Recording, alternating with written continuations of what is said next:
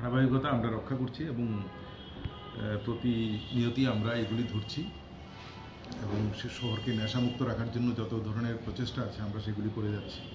গতকালকেও আমাদের কাছে খবর এসেছিল যে কিছু ড্রাগ পেডলার তারা বরতলার হাওড়া মার্কেট এলাকাতে অ্যাসেম্বল হবে এদের মধ্যে ড্রাগ ডিস্ট্রিবিউশনের জন্য।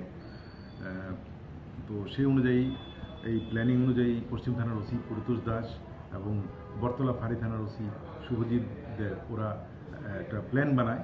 সেই প্ল্যানের মধ্যে প্লেন ক্লথের অফিসার এবং স্টাফ ছিল এবং ইউনিফর্মে ছিল। বেলা অনুমান 1:45 নাগাদ একটা রেড করা হয়।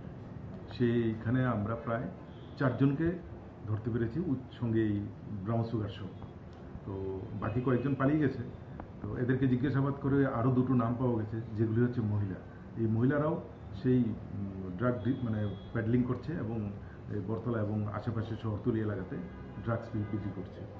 সেই অনুযায়ী ওদেরকেও কালকে অ্যারেস্ট করা হয়েছে। তো সবটা বিষয় নিয়ে একটি সুনির্দিষ্ট একটি NDPS কেস নেওয়া হয়েছে।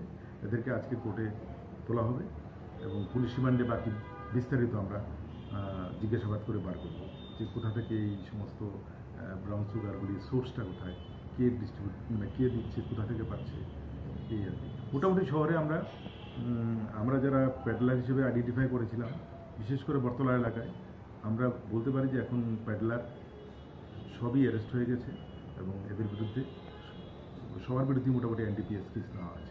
স্যার, যাদেরকে আটক করেছেন তাদের নামগুলি আছে। নাম হচ্ছে রামু দাস, অবিনাশ দেবনাথ, অনিমেষ ঘোষ, সঞ্জয় দেব বর্মা, শ্রীমতী পিঙ্কি দাস এবং শ্রীমতী পূজা ঘোষ। তারা সবাইকে আজকে আপনারা? হ্যাঁ, তারা সবাই আমাদের কাস্টডিতে আছে। ওদেরকে এখন কোর্টে পাঠানো হচ্ছে পুলিশ রিমান্ডে।